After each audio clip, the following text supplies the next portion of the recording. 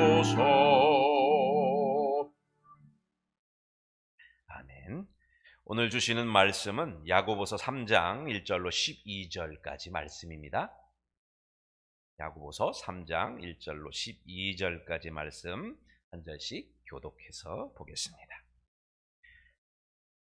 내 형제들아, 너희는 선생된 우리가 더 큰 심판을 받을 줄 알고 선생이 많이 되지 말라.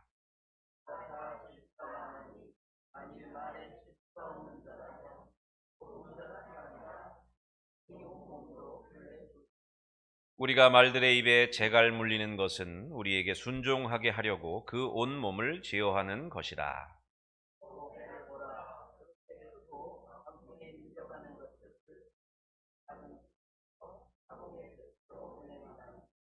이와 같이 혀도 작은 지체로 돼 큰 것을 자랑하도다. 보라, 얼마나 작은 불이 얼마나 많은 나무를 태우는가.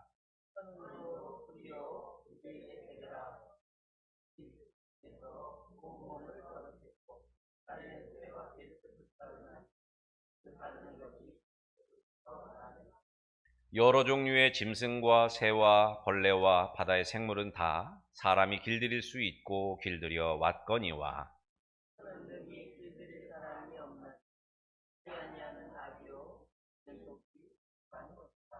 이것으로 우리가 주 아버지를 찬송하고 또 이것으로 하나님의 형상대로 지음을 받은 사람을 저주하나니,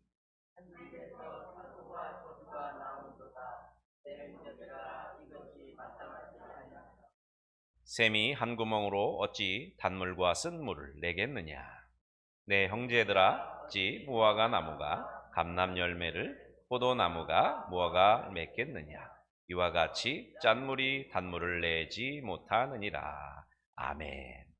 오늘 씨앗이 되는 말이라는 제목으로 목사님께서 설교 말씀 전해 주시겠습니다.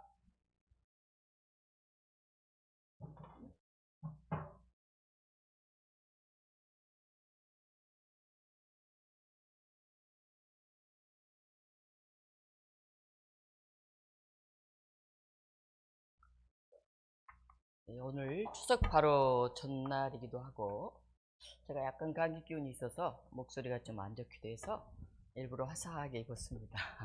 그래서 여러분들을 밝게 뵙고 싶은데 정말 오랜만에 우리 유승주 집사님 또 이현주 성도가 함께 와서 앉아 있으니까 얼마나 뿌듯하고 기쁜지 모르겠습니다. 씨앗이 되는 말은 씨앗입니다. 사람의 말은 공기 중에 사라지는 소리가 아닙니다. 그 말은 누군가의 마음에 심겨져서 씨앗이 되고 시간이 지나 열매로 맺혀 다시 우리에게 돌아옵니다. 한국 속담에도 말이 씨가 된다, 이런 말이 있습니다. 우리가 내뱉은 말 한마디가 누군가의 마음에 뿌려져서 그 사람의 삶을 바꾸고 공동체의 방향을 바꾸고 때로는 한 나라의 역사를 바꾸기도 합니다. 오늘 본문에서 야고보 사도는 우리 입에서 나오는 혀의 힘을 이야기합니다. 작은 혀가 인생을 움직이는 키가 되고 불이 되고 샘이 된다고 이렇게 말합니다. 씨앗이 되는 말, 이것이 오늘 말씀의 주제입니다. 추석 명절이 하루 앞으로 다가왔습니다. 들에는 벼가 있고 과일나무마다 주렁주렁 열매가 맺혀 있습니다.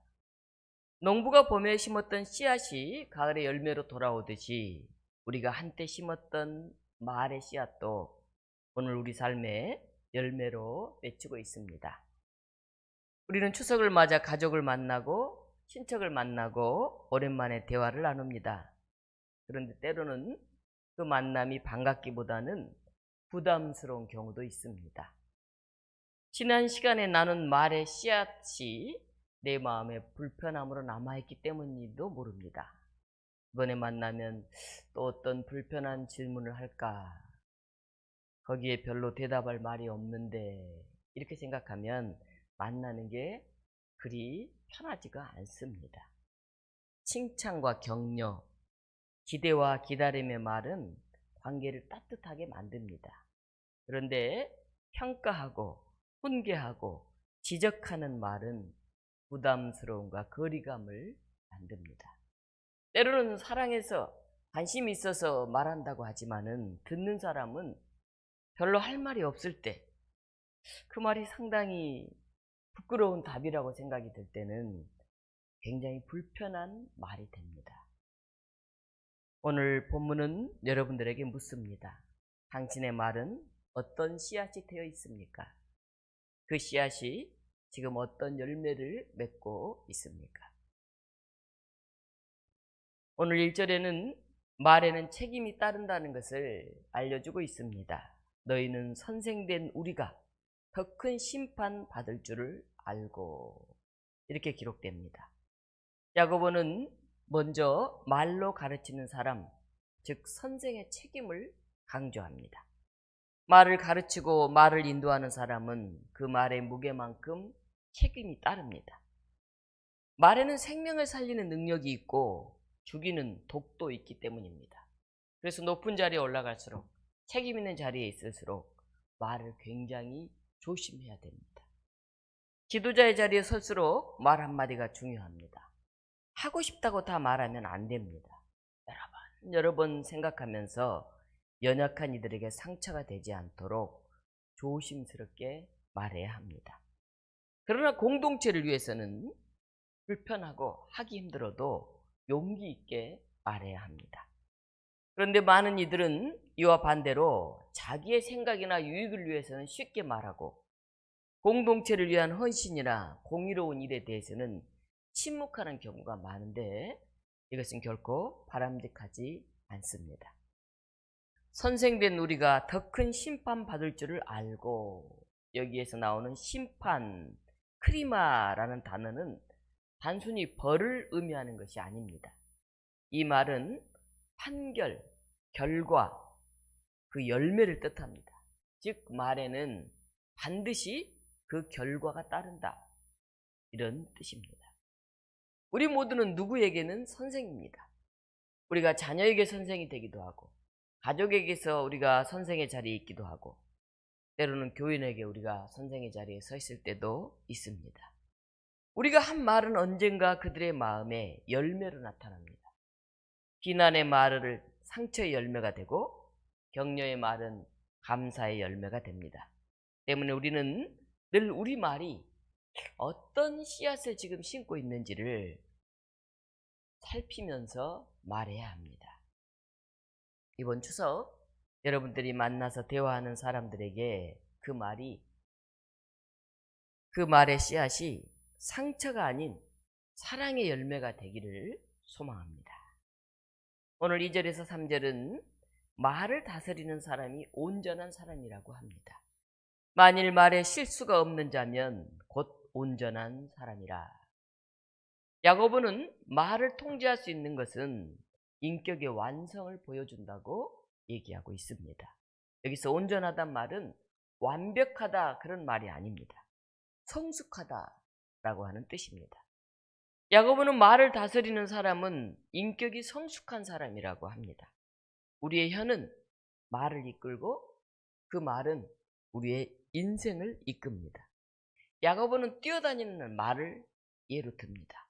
말의 입에 재갈을 물려놓으면 이 작은 재갈이 거대한 말을 통제합니다. 이래 하면 이쪽으로 가고 이래 하면 이쪽으로 가고, 여기 재갈 하나가 이 말 뛰는 방향을 다 통제합니다.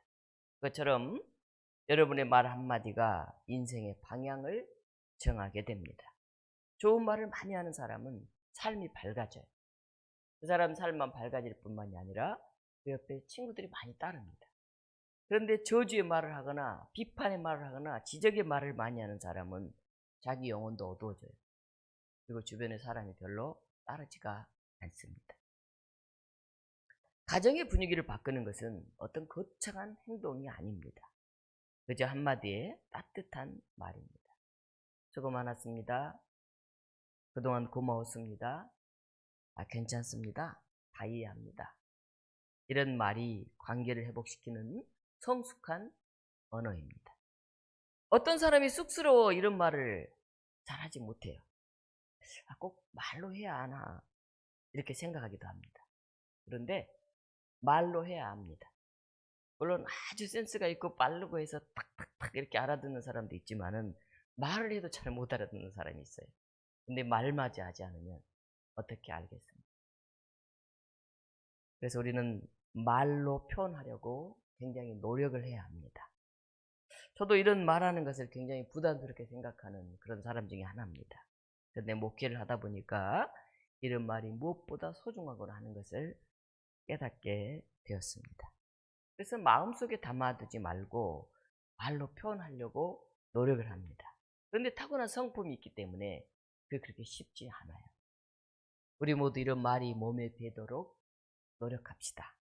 그래서 우리가 있는 곳이 가정이든 교회든 사회든 따뜻한 공동체가 되도록 함께 만들어 갑시다.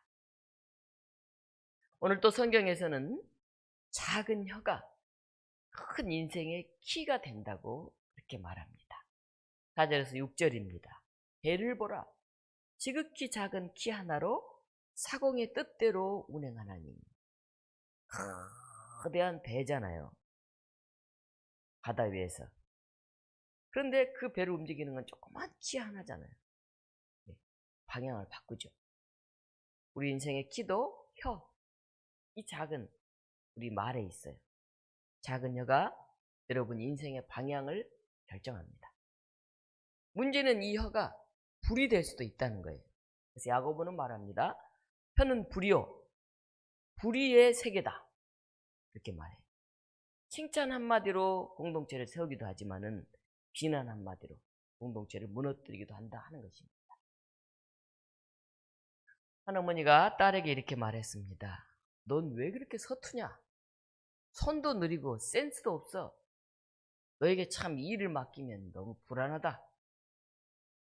이 말이 아이의 마음에 박혀서 자신감이 없는 어른으로 자라나게 했습니다. 또 다른 어머니는 같은 상황에서 말했습니다. 괜찮아. 다시 하면 되지 뭐. 처음에 누구나 다 서툴단다. 잘할 수 있을 거야. 기다릴게. 이 말은 아이의 인생을 꽃피우게 했고 늘 당당한 사람으로 자라나게 했습니다. 저는 한국 사회에서 결코 목회하기가 쉽지 않는 여성 목사입니다. 그래서 여목사 그러면 특별하게 봐요. 저는 김목사예요 사실. 그런데 김목사라고 안 부르고 여목사라고 이렇게 불러지는 것을 볼 때가 있어요. 그만큼 특별하다라는 말이겠죠. 그런데 사람들이 저에게 김성희 목사는 늘 당당하고 배짱 있게 일해 이런 말을 합니다. 사실 저는 별로 가진 게 없어요. 가족이 든든하지도 않고 경제적으로 부유하지도 않고 그렇다고 엄청난 미모의 소유자도 결코 아닙니다. 그러나 제가 이렇게 사역할 수 있는 이유는 제 어머니 덕분입니다. 제 어머니는 어릴 때부터 제가 무엇을 하든지 늘 저를 믿고 인정하며 기다려 주셨습니다. 저는 어머니의 그 믿음을 전수받아서 늘 당당하고 배짱 있는 사람으로 자라날 수가 있습니다. 혹시 올해 여러분들의 가정에 어려움이 많았습니까? 그렇다면 이번 추석은 더욱 격려의 말 그리고 감사의 말 한마디로 가정의 키를 돌리십시오. 미안했어. 함께해서 참 감사했어. 이런 말들이 사랑의 항로를 만들고 방향을 바꾸는 그런 키가 될 것입니다. 말 한마디에 인생이 바뀐 사람들이 있습니다. 유명한 애화인데요. 시골 한 성당에서 어린 소년이 미사를 돕는데 포도주 그릇을 엎질렀어요. 아이 난감할 수가 있어요. 신부님이 그 소년을 호되게 꾸짖으며 말했습니다. 거룩한 것을 함부로 대하다니 다시는 제단 앞에 오지 말아라. 그 소년은 평생 교회에 돌아오지 않았습니다. 그는 공산주의자가 되었고 그 상처는 교회에 대한 적대감으로 남았습니다. 훗날 유고슬라비아 대통령이 된 티토의 이야기입니다. 비슷한 상황에서 다른 성당에서 일어났던 일입니다. 소년이 포도주를 엎질렀습니다. 신부님은 그의 어깨를 다정하게 두드리며 말했습니다. 괜찮아. 실수할 수 있지. 이 일을 기억하면서 늘 성찬을 조심스럽게 대해야 한다. 너는 훗날 좋은 사제가 될 거야. 그 소년 후에 존경받는 대주교가 되었습니다. 말 한마디가 인생을 바꾼 것입니다. 여러분, 이번 추석에 나눌 한마디가 누군가의 마음에 평생 남을 수도 있습니다. 옳은 말을 한다고 다 옳은 게 아니에요. 상대방이 받아들일 준비가 되었을 때 그 씨앗을 받아들이게 됩니다. 내가 하고 싶다고 다 말하지 말고 상대방을 헤아려서 적절한 시간과 상황에 맞게 얘기해야 합니다. 물론 침묵이 다는 아니겠죠. 그 말을 잘 숙성시켜서 꼭 해야 돼. 그때 정중하게 진정성을 가지고 얘기하시기 바랍니다. 무심코 던진 말이 우리의 현실이 됩니다. 부정적인 말을 자주 하는 사람은 부정적인 열매를 거두고, 감사와 믿음의 말을 하는 사람은 그 말 속에서 하나님의 역사를 보게 됩니다. 우리가 믿음의 사람이라면 하나님이 우리 안에 심으신 생명의 말씀을 세상에 심는 사람이 되어야 합니다. 여러분의 말이 씨앗이 되어서 어떤 열매를 맺을지 늘 생각하면서 말하는 훈련을 하시기 바랍니다.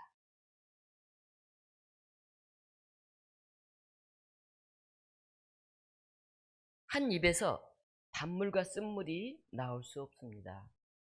오늘 11절로 12절입니다. 샘의 한 구멍에서 어찌 단물과 쓴물을 내겠느냐. 야고보는 신앙인의 언어 생활에서 이중성을 경고합니다. 예배에서는 하나님을 찬양하면서 가정에서는 서로를 비난한다면 그 입술은 한 샘에서 단물과 쓴물이 함께 나오는 꼴입니다. 짠물이 단물을 낼 수 없다는 말씀처럼 불신이 가득한 마음에서는 결코 축복의 말이 나올 수가 없습니다.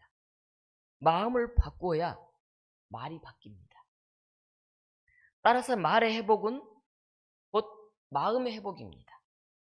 결국 말은 단순한 기술이 아니라 우리의 영성의 문제입니다.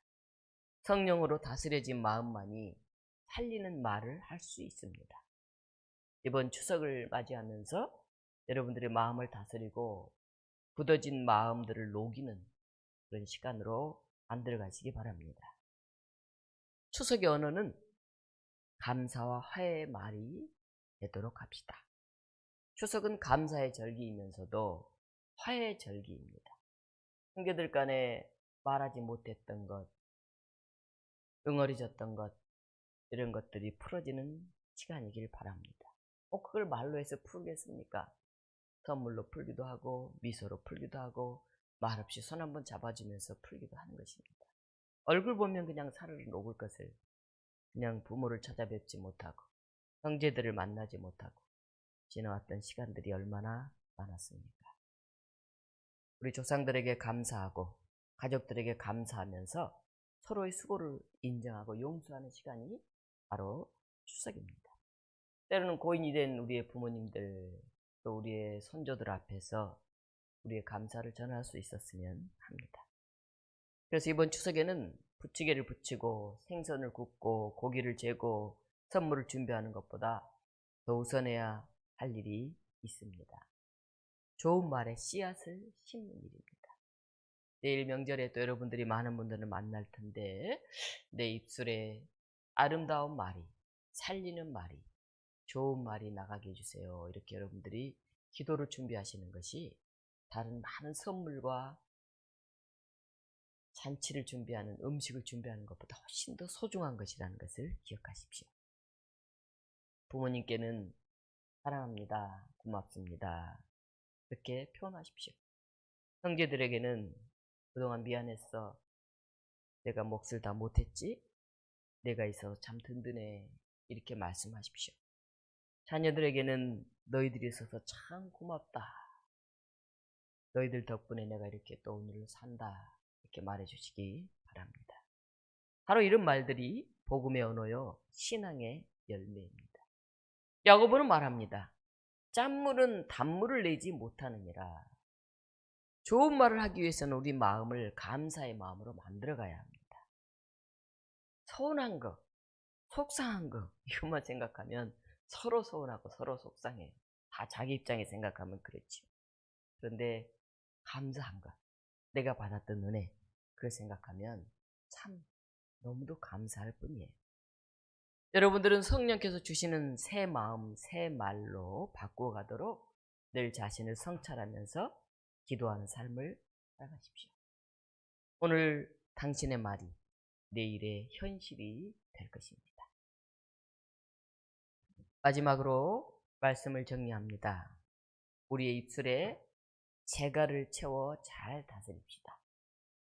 사랑하는 독립문 교우 여러분, 말을 제어한다는 것은 쉬운 일이 아니에요. 그 마음에 있는 것이 푹 그냥 나오거든요. 그러나 성령께서 우리 입술을 주장하시면 가능합니다. 입에 재갈을 묶어가지고 막 끌고 다니잖아요. 소나 말을.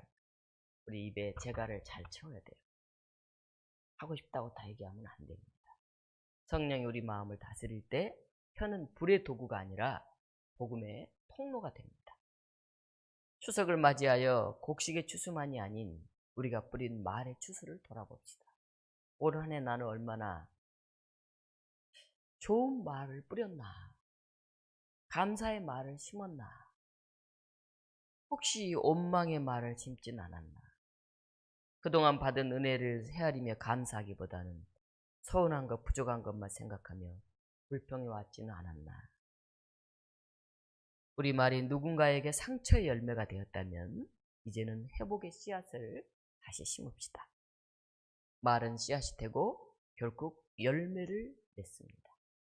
씨앗이 되는 좋은 말을 뿌리면 그 말은 사람을 살리고 공동체를 치유하고 하나님 나라의 열매를 맺게 될 것입니다.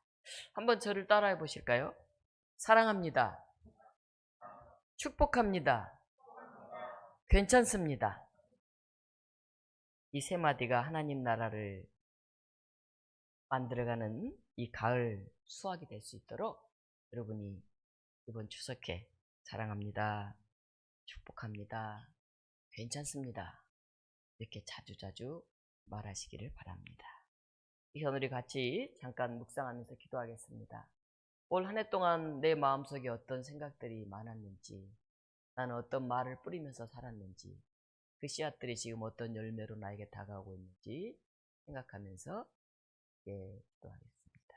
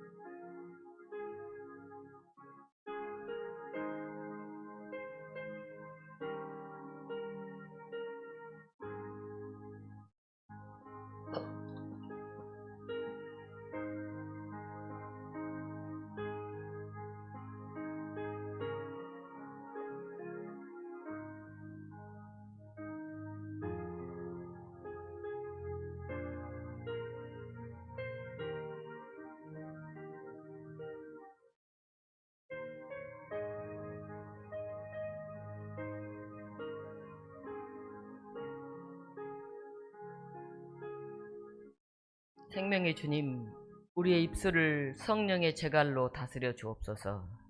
무심코 내뱉는 말이 누군가의 마음을 상하게 하지 않게 하시고 언제나 사랑과 위로, 믿음과 소망의 말을 하게 하옵소서.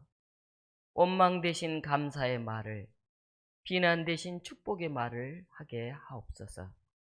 이번 추석 우리의 가정마다 화해의 대화가 피어나게 하시고 주님의 사랑이 우리 말 속에 머물게 하옵소서. 예수 그리스도 이름으로 기도합니다. 아멘.